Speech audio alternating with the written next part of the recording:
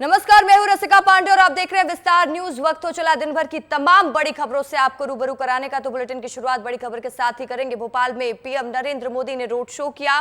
प्रधानमंत्री नरेंद्र मोदी बुधवार शाम भोपाल पहुंचे और बीजेपी प्रत्याशी आलोक शर्मा के पक्ष में रोड शो किया। वहीं पीएम मोदी ने भगवा रथ में सवार होकर भोपाल की सड़कों पर वो निकले और लोगों का अभिवादन व्यक्त करते हुए नजर आए। इस दौरान पीएम मोदी हाथों में कमल का फूल लेकर जनता का अभिवादन करते हुए नजर आए। भोपाल में करीब 1 किलोमीटर लंबा रोड शो किया। तो देखिए, आज भोपाल भगवा में नजर आ रहा था। प्रधानमंत्री नरेंद्र मोदी हाथ में कमल का फूल लिए हुए लोगों का अभिवादन करते हुए नजर आए और उनके साथ मध्य प्रदेश के मुख्यमंत्री डॉक्टर मोहन यादव भी मौजूद रहे। साथ ही भारतीय जनता पार्टी के भोपाल के लोकसभा प्रत्याशी आलोक शर्मा के लिए वो प्रचार प्रसार करते हुए नजर आए और उनके पक्ष में माहौल बनाने की कोशिश करते हुए प्रधानमंत्री नरेंद्र मोदी नजर आए। भारतीय जनता पार्टी का बड़ा शक्ति प्रदर्शन आज भोपाल में देखने को मिला।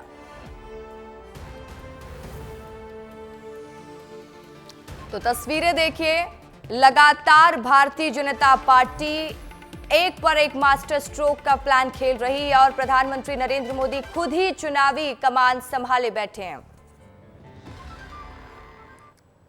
तो वहीं भोपाल में पीएम मोदी के रोड शो के बाद सीएम डॉक्टर मोहन यादव ने क्या कुछ कहा है, वो भी आपको सुनवाते हैं। आज भोपाल के लिए, मध्य प्रदेश के लिए ऐतिहासिक दिन है।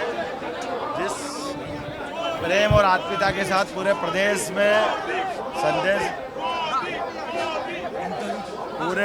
में मैसेज गया है, माननीय मोदी जी की प्रसन्नता बता रही है और जनता की उत्साह उमंग बता रही है कि पूरा प्रदेश मोदीमय हुआ है। देश का दिल मध्य प्रदेश और मध्य प्रदेश का दिल भोपाल राजधानी में जिस प्रकार से मोदी जी का रोड शो हुआ है, भूतो न भविष्यति ऐसा रोड शो कभी हुआ नहीं।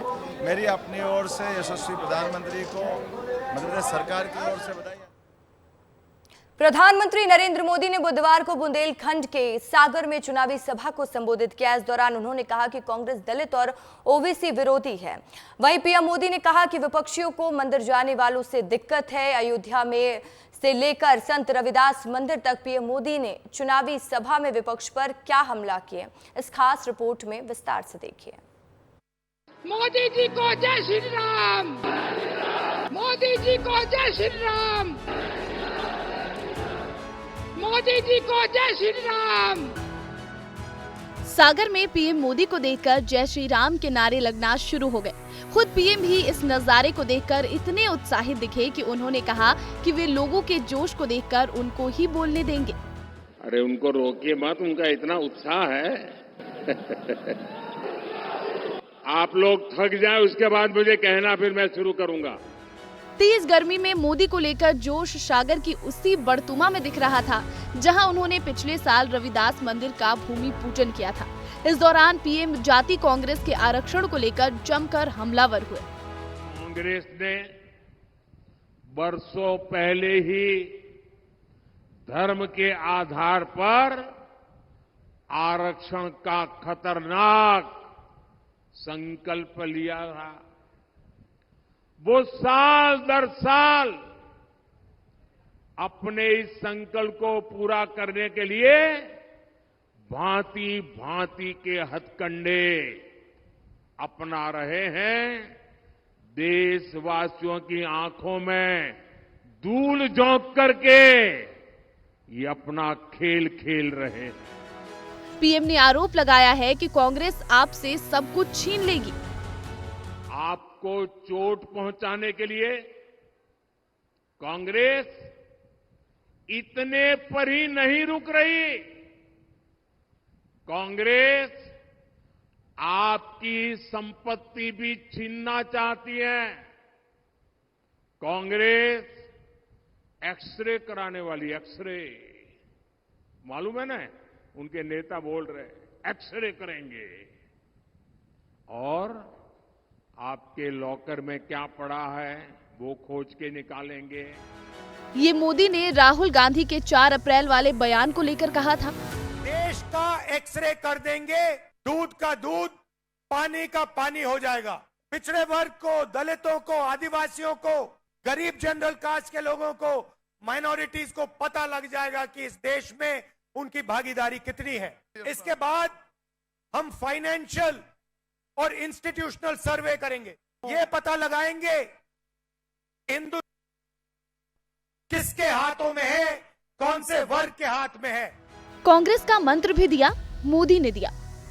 कांग्रेस का मंत्र है, कांग्रेस की लूट, जिंदगी के साथ भी लूट और जिंदगी के बाद भी लूट। सागर के बाद पीएम मोदी ने हरदा में जनसभा की। बुधवार को पीएम का आखिरी कार्यक्रम भोपाल में रोड शो के रूप में हुआ। पीएम मोदी ने एक दिन में मध्य प्रदेश में 3 लोकसभाओं के दौरे किए। चुनावी रैली और सभाओं में पीएम ने बीजेपी प्रत्याशियों के लिए हुंकार भरी। इसका राजनीतिक समीकरण क्या है, वो समझते हैं। प्रधानमंत्री नरेंद्र मोदी ने एक दिन में मध्य प्रदेश में 3 रैलियां की, जिसमें सागर, हरदा, भोपाल। लेकिन ये 3 दौरे सिर्फ इन 3 शहरों तक सीमित नहीं थे, बल्कि सागर की सभा से 3 सीटों पर बीजेपी को फायदा पहुंचेगा। सागर की सभा से 4 सीटों को मिलेगा फायदा, टीकमगढ़, खजुराहो, दमोह और सागर। हरदा की इस रैली से उससे लगी सीटें बैतूल और होशंगाबाद सीट पर होगा असर। भोपाल में रोड शो से भोपाल लोकसभा में तो माहौल जमा ही, बल्कि इससे जुड़े शहर विदिशा और रायसेन में भी वोटों का फायदा बीजेपी को मिलेगा। गुरुवार को भी मोदी मध्य प्रदेश में वोटर्स के बीच ही नजर आएंगे। वो मुरैना में जनसभा करेंगे। मुरैना की सभा से भिंड और ग्वालियर का भी समीकरण साधा जाएगा। इंडियन ओवरसीज कांग्रेस के अध्यक्ष सैम पित्रोदा के एक बयान पर बवाल के बाद बुधवार को कांग्रेस बैकफुट पर आ गई। चारों ओर आलोचना के बीच पार्टी को सफाई देते हुए इस टिप्पणी से खुद को अलग करना पड़ा। हालांकि बाद में कांग्रेस के कुछ नेताओं की ओर से सैम पित्रोदा का बचाव भी किया गया, लेकिन जब पीएम मोदी को मौका मिला तो उन्होंने तुरंत ही सैम पित्रोदा पर सवाल उठाए। उन्होंने छत्तीसगढ़ के अंबिकापुर में पित्रोदा के बयान के हवाले से कहा कि किस तरह कांग्रेस आपके माता पिता संपत्ति आपसे छीन लेगी। प्रधानमंत्री नरेंद्र मोदी ने बुधवार को छत्तीसगढ़ दौरे के दूसरे दिन अंबिकापुर में सभा की, लेकिन उन्होंने क्या कुछ बोला उससे पहले सुनिए कि कांग्रेस के नेताओं ने क्या कुछ बोला, जिसका जवाब उन्होंने अंबिकापुर में दिया। Let me tell you, in America, there is an inheritance tax. So if, let's say, one has $100 million worth of wealth, and when he dies, he can only transfer probably 45% to his children. 55% is grabbed by government. Now that's an interesting law. It says, you in your generation made wealth, you are leaving now, you must leave your wealth for public. Not all of it, half of it. Which to me sounds fair. In India, you don't have that. If somebody is worth 10 billion and he dies, his children get 10 billion. Public get nothing. And law says, you get half of it, public gets half of it. So these are the kind of issues people will have to debate, discuss. I don't know what the conclusion would be at the end of the day. कांग्रेसी कैसी सोच रखते हैं? जब PM Modi को पता चला तो उन्होंने अंबिकापुर से कांग्रेसियों को जवाब दे दिया। शाही परिवार के शाहजादे के सलाहकार, इस शाहबीद परिवार के शाहजादे के पिताजी के भी सलाहकार, उन्होंने कुछ समय पहले कहा था, और ये परिवार उन्हीं की बात मानता है। उन्होंने कहा था कि हमारा देश का जो मिडिल क्लास है, मध्यम वर्गीय लोग हैं, जो मेहनत करके कमाते हैं, उन्होंने कहा उन पर ज्यादा टैक्स लगना चाहिए। ये इन्होंने पब्लिकली कहा है।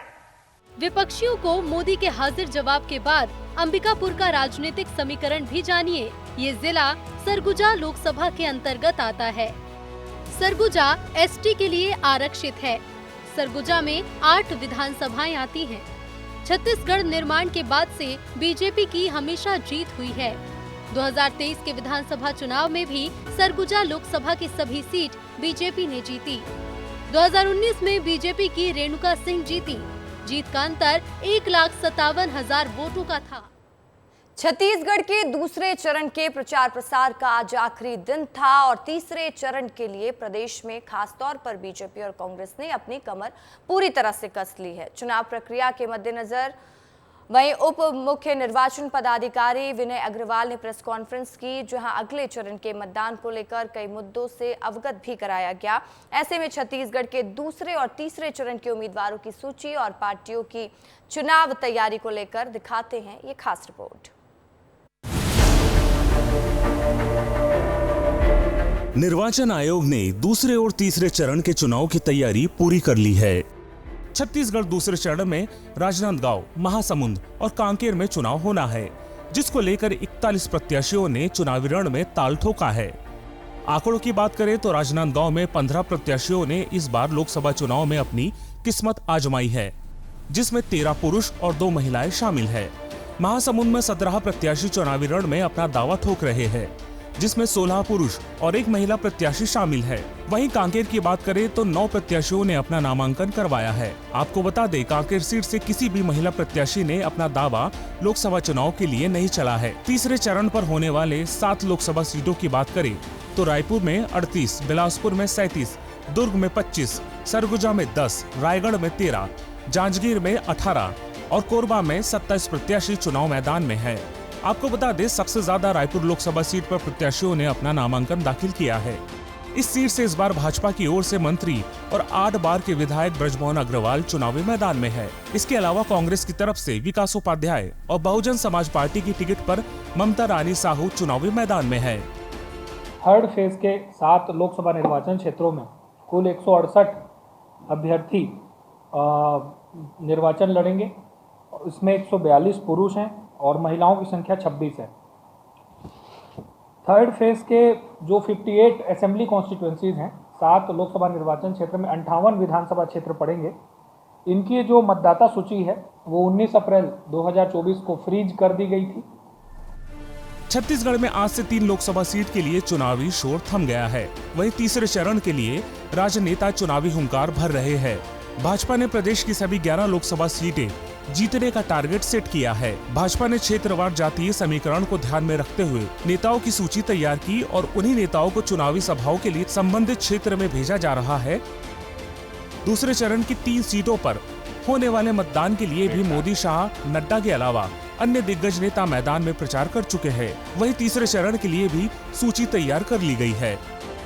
पहले चरण में जो बस्तर की लोकसभा और दूसरे चरण में ये 3 लोकसभा, चारों की चारों लोकसभा सीट भारतीय जनता पार्टी जीतने वाली है। ये स्पष्ट रूप से संकेत मिल रहा है। आपको बता दें, जहां बीजेपी लोकसभा चुनाव में एक सीट फतह करने के लिए पूरी जोर लगा रही है, वहीं दूसरी ओर पहले और दूसरे चरण के चुनावी प्रचार प्रसार के लिए कांग्रेस बीजेपी से पीछे नजर आई।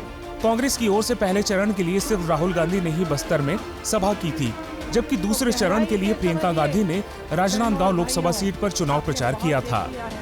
पार्टी द्वारा तीसरे चरण के लिए राष्ट्रीय अध्यक्ष मल्लिकार्जुन खड़गे और राहुल गांधी के साथ में स्टार प्रचारकों के आने की तैयारी की जा रही है। कांग्रेस के स्टार प्रचारक भी आए, फिर आएंगे। अभी संभवतः इस 28 और 29 तारीख को हमारे राष्ट्रीय अध्यक्ष खड़गे जी, राहुल गांधी जी का सभा की तैयारी चल रही है और संभवतः आएंगे। इसलिए कांग्रेस का स्टार प्रचारक भी लगातार छत्तीसगढ़ आ रहे हैं और जनता को संबोधित कर रहे हैं। आपको बता दें, भारतीय जनता पार्टी विधानसभा चुनाव में नरेंद्र मोदी, अमित शाह जैसे स्टार प्रचारक के बदौलत ही जीत हासिल की थी, जहां कांग्रेस अपनी सत्ता बचाने में असफल रही थी। अब एक बार फिर लोकसभा चुनाव में भारतीय जनता पार्टी इसी टीम के बूते करिश्मा दिखाने के लिए तैयार है। ऐसे में बीजेपी के ताबड़तोड़ प्रचार प्रसार को देखते हुए देखना यह होगा कि क्या कांग्रेस अपनी पुरानी गलतियों से सबक लेकर लोकसभा चुनाव में करिश्मा दिखा पाती है या नहीं। विस्तार न्यूज से रोहित मिश्रा की रिपोर्ट। 26 अप्रैल को केंद्रीय गृह मंत्री अमित शाह का बेमेतरा दौरा है और चुनावी आम सभा को संबोधित करेंगे गृह मंत्री अमित शाह। तो लगातार छत्तीसगढ़ की धरती पर बीजेपी के तमाम दिग्गज पहुंच रहे हैं। दुर्ग प्रत्याशी विजय बघेल के पक्ष में प्रचार प्रसार करते हुए नजर आएंगे। कार्यक्रम को लेकर भारतीय जनता पार्टी ने बैठक की है। दुर्ग लोकसभा सह प्रभारी राजीव अग्रवाल, मंत्री दयालदास बघेल, विधायक दीपेश साहू समेत बीजेपी पदाधिकारी कार्यकर्ता इस दौरान मौजूद रहे। मंडला के अनुष्का अग्रवाल ने 10वीं में टॉप किया है। अनुष्का ने 500 में से 495 अंक हासिल कर प्रदेश में पहला स्थान हासिल किया। अनुष्का की कामयाबी पर पूरे जिले में खुशी का माहौल है। मेरा नाम अनुष्का अग्रवाल है एंड मैंने क्लास 10th में टॉप किया है। मैं नैनपुर में ज्ञान ज्योति इंग्लिश मीडियम स्कूल से पढ़ाई की एंड इसका पूरा कंट्रीब्यूशन मैं अपने मम्मी पापा एंड टीचर्स को देना चाहती हूँ। मैं आगे सिविल सर्विसेज में जाना चाहती हूँ एंड बस देश के लिए कुछ करना। जोश, जुनून, जज्बा और मेहनत से क्या कुछ हासिल नहीं किया जा सकता। इंदौर की कच्ची बस्ती में रहने वाली फाल्गुनी पवार ने इसे सच कर दिखाया है। फाल्गुनी ने कॉमर्स स्ट्रीम में शहर में पहला स्थान हासिल किया और प्रदेश में तीसरा स्थान हासिल किया है। विस्तार न्यूज से विस्तार से चर्चा करते हुए फाल्गुनी ने अपने हार्डवर्क के बारे में बताया। हिम्मत, हौसला और लगन हो तो क्या कुछ अचीव नहीं किया जा सकता, यह साबित किया है इंदौर की आबहवा में जीने वाली एक बेटी ने, जो 12वीं कक्षा में इंदौर में टॉप करने के साथ ही मध्य प्रदेश में तीसरी रैंक पर आई है। फाल्गुनी पवार हमारे साथ मौजूद है। आपको सबसे पहले विस्तार न्यूज की तरफ से बहुत बहुत बधाई और शुभकामनाएं। अब आपने किस तरह से कितनी मेहनत की जिससे ये रैंक हासिल की है? मैं मतलब दिन में 4-5 घंटे पढ़ाई करती थी और मैं कंसिस्टेंटली पढ़ाई करती थी ताकि मतलब मेरे अच्छे मार्क्स आए। 95 प्लस की उम्मीद थी मुझे इस साल की, मेरे 95 प्लस आए और मैंने कर लिया। मतलब टीचर्स के, मेरे पेरेंट्स के सपोर्ट से और भगवान की कृपा से आ गए। आपने एक बहुत बड़ा एग्जाम्पल सेट किया है दूसरे बच्चों के लिए जिन्हें तमाम सुख सुविधाएं मिलती है। कितनी सुख सुविधाएं आपको मिलती रही है पढ़ाई को लेकर? मेरे घर वालों ने मतलब कभी भी मेरे पे प्रेशर नहीं डाला कि पढ़ाई कर। वो मतलब अगर मैं उनको बोलूँ कि कोई सी बुक्स चाहिए तो वो मुझे बोल देते थे कि ठीक है मतलब पढ़ लो। मतलब उन्होंने कभी मुझ पे प्रेशर नहीं डाला कि पढ़ाई को लेके। उन्होंने मुझे हमेशा सपोर्ट ही करा है। अब आगे क्या योजना है, क्या करना चाहते हो आगे बढ़ के? क्योंकि आगे चल के मैं यूपीएससी की एग्जाम देके मैं आईएएस ऑफिसर बनना चाहती हूँ। स्कूल से कितना सपोर्ट मिला आपको इस रैंक को हासिल करने में? स्कूल से भी काफ़ी सपोर्ट मिला है। मतलब सारे जो टीचर्स हैं उनने भी काफ़ी अच्छे से हमें समझाया है, पढ़ाया है पूरे साल। उनकी वजह से ये सब पॉसिबल हो पाया है। मैं आप लोग को बता दूं कि कुलकर्णी नगर इंदौर शहर की एक बहुत ही कच्ची बस्ती है और ये लोग भी टीन शेड के मकान में रहते हैं। तो ऐसे में समझा जा सकता है कि कितनी खुशी की बात इन पेरेंट्स के लिए है। साथ ही ये जो बच्ची फाल्गुनी ने ये रैंक हासिल की है, दूसरों के लिए एक बड़ा उदाहरण बनी है ताकि दूसरे भी बहाना न बनाए और सिर्फ पढ़ाई करें। पुनीत विजयवर्गीय, विस्तार न्यूज, इंदौर। मध्य प्रदेश 10वीं बोर्ड के रिजल्ट में कटनी की रेखा रेवारी ने सूबे का नाम रोशन किया है। प्रदेश में टॉप 10 लिस्ट में दूसरी पोजीशन हासिल करते हुए रेखा को 500 में से 493 नंबर मिले हैं। विस्तार न्यूज से खास बातचीत की रेखा ने और कहा उनके माता पिता की मेहनत से वो काबिल बन पाई हैं। शिक्षा मंडल बोर्ड का रिजल्ट आज घोषित हो गया है और कटनी की 10वीं क्लास की उत्कृष्ट विद्यालय की छात्रा रेखा रेवारी ने प्रदेश में दूसरा स्थान पाया है। आप देख सकते हैं कि रेखा को सभी लोग यहां पर शुभकामनाएं दे रहे हैं। कटनी की बात की जाए तो ऐतिहासिक ये जो है आज बात की जा रही है कि दूसरा स्थान मेरिट पे आई है। रेखा, कैसे क्या तैयारी की थी आपने? सर, सबसे पहले तो मैं अपने गुरुजनों का धन्यवाद करना चाहूँगी। हमारे स्कूल के सारे स्टाफ ने बहुत मेहनत की थी, उनका बहुत बड़ा योगदान है मेरी सफलता के पीछे। और मेरे माता पिता वो भी बहुत मेहनत करते हैं हम लोगों को पढ़ाने के लिए। मेरी माँ बहुत मेहनत करती है दिन रात हमको पढ़ाने के लिए और हमारे पापा भी। अच्छा, आप ये बताइए आज जो रिजल्ट आया है आपको कब पता चला इसके बारे में? सर, अभी पता चला है। जैसे ही पता चला स्कूल आ गए। सर, हमारे हिंदी वाले सर ने बताया। क्या बताया आपको? मुझे तो विश्वास ही नहीं हो रहा था। उन्होंने बताया कि मैं मध्य प्रदेश में सेकंड रैंक लाई हूँ। इतनी खुशी हो रही है, मैं कैसे बताऊँ। अच्छा, कैसे क्या आपने तैयारी की थी? सर, सबसे पहले तो पढ़ाई के लिए हमें टाइम टेबल बनाना पड़ता है। सर, बस टाइम टेबल के हिसाब से ही मैंने पढ़ाई की है और मेहनत भी बहुत की थी सर। और हमारे टीचर्स ने भी बहुत मेहनत की, इतने अच्छे से पढ़ाते हैं बस सर। अच्छा, घर में आपके और कौन कौन है? सर, एक भाई है और एक बहन है, दोनों मुझसे छोटे हैं। पापा क्या करते हैं आपके? पापा ड्राइवर हैं। कहाँ पे, क्या प्राइवेट जॉब है। प्राइवेट जॉब है? Yes sir. हमारे साथ इनकी माता जी भी हैं, हम बात करेंगे।